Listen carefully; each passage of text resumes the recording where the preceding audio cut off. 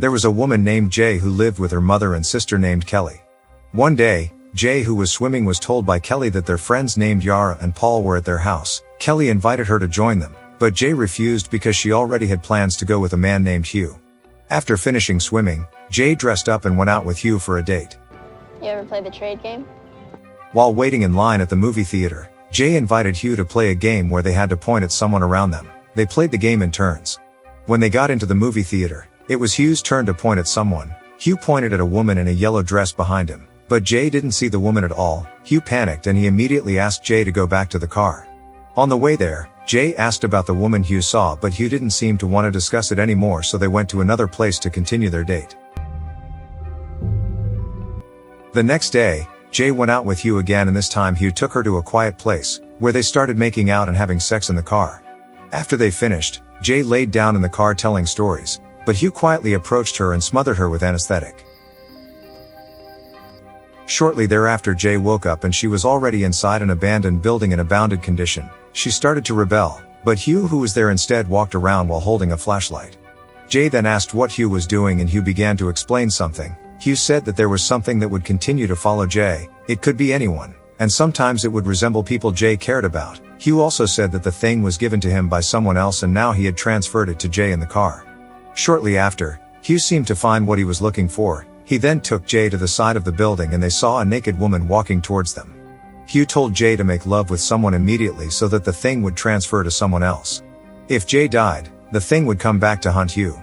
After a while, the naked woman finally reached the building and walked towards Jay. Hugh then took Jay away while telling her not to go to a place where there was only one exit. They then left while the naked woman continued to walk slowly towards Jay. Shortly after, Jay was dropped off by Hugh in front of her house, at which time Kelly, Yara, and Paul happened to be outside playing cards. They were very surprised to see Jay staggering out of Hugh's car. They apparently reported it to the police, so a lot of police officers and people came to Jay's house. Jay was questioned about what had just happened to her. Hey, you never seen the woman before. And after that, Jay was taken to the hospital for treatment. After her condition improved, Jay returned home. Kelly seemed very concerned for her sister, and from the conversation between her and her mother, it was discovered that Hugh had used a fake name to rent a house, and he was no longer in the house. Meanwhile, Jay started to go back to school. Scuttling across the floors of Silent Sea.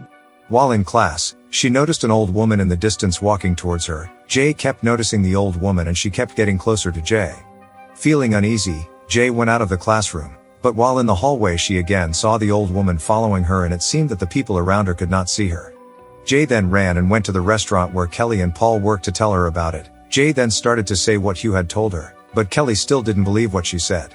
Finally, Paul, who liked Jay, offered to stay at Jay's house so he could take care of her. That night, Paul and Yara stayed at Jay's house. As Paul and Jay were talking to each other, there was the sound of breaking glass, and after Paul checked, it turned out that the kitchen window was broken but no one was there. Jay went to check it herself and she found a creepy stranger walking towards her. She immediately screamed and hid in the room. Her sister and friends then followed, but the thing that was chasing her reappeared, and this time it was a tall man. Jay immediately screamed and ran away from her house to a park. Shortly after, her sister and friends followed her there, and at that time a neighbor named Greg coming towards them. They then told Greg that someone had broken into Jay's house. Jay, who was scared, said she didn't want to go back home, and she said she wanted to find Hugh. Get in my car. Someone's got to drive, right? Finally, Greg brought his car and took them all to the house that Hugh used to rent.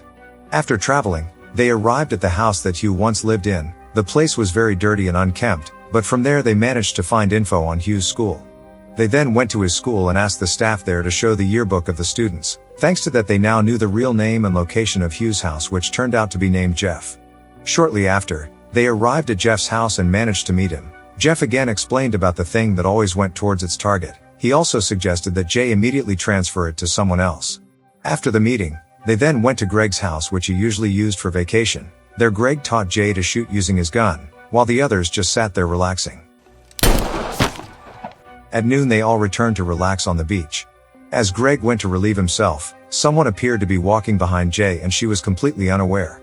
When the person got close, she pulled Jay's hair and Kelly was shocked. Jay tried to get away and Paul hit her with a chair. He hit her, but she knocked him down.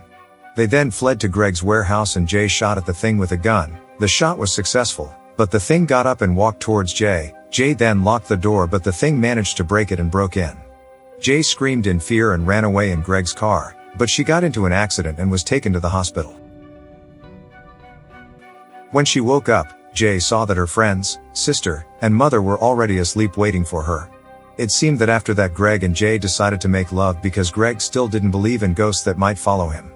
3 days later, Jay was still lying in the hospital, but Greg seemed to be freely living life as usual. Greg also said that he did not see any ghosts coming to him at all. The days went by and Jay was finally discharged from the hospital. She seemed to be still traumatized and always locked herself in her room. At night, Jay sat by the window of her room and saw Greg walking to his house wearing a white shirt. Jay knocked on the window to call him, but Greg did not seem to respond. Greg was then seen trying to enter his house but couldn't open the door, so he broke the window and entered through it. Upon seeing this, Jay knew that it was not Greg. She then ran to Greg's house and entered through the window while yelling at Greg not to open the door. At that moment, Jay saw the thing resembling Greg's mother banging on Greg's room, while Greg thought it was his mother and he opened the door. As soon as the door opened, the thing jumped onto Greg's body and killed him. After seeing that Jay was scared and immediately ran away in the car, she went to a quiet place until she fell asleep there. The next day, Jay saw 3 men on a boat and Jay went to them. Jay then returned home and was able to relax for a while. One day, Paul came up to her and offered to move it to him, but she refused. Paul then saw a picture of Jay swimming and he got an idea.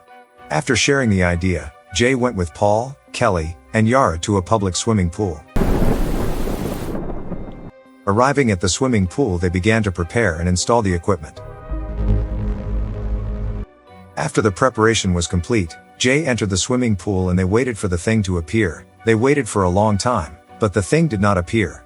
Finally, after waiting, the thing appeared in the form of Jay's father. Jay immediately told her sister and friends that the thing had appeared and Paul told Jay to keep pointing at it. The thing initially just stayed by the side of the pool and looked at Jay, but he finally started moving and threw the thing at Jay. Jay's sister and friends were worried that Jay would get electrocuted, but she didn't. The thing kept throwing things at Jay and Jay kept trying to get away. Paul appeared to be holding a gun to shoot him, but his shot misses Yara's leg. Kelly then draped a cloth over the thing to identify its position. Paul then shot it in the head and the thing fell into the water. Jay then swam up, but the thing grabbed her ankle. Paul then shot it several times until it hit its head again and Jay was finally released. After climbing up, Jay looked back into the water and she saw red blood spreading in all directions. After that, they took Yara to the hospital and she was treated there for a while. One day, Jay apparently decided to have sex with Paul. Paul, who was now the target of the thing, went for a drive somewhere to look for a prostitute. He seemed to have transferred the curse of the thing to the prostitute he met by the roadside. After he did that, the thing no longer appeared to come to him or Jay, and he became closer to Jay.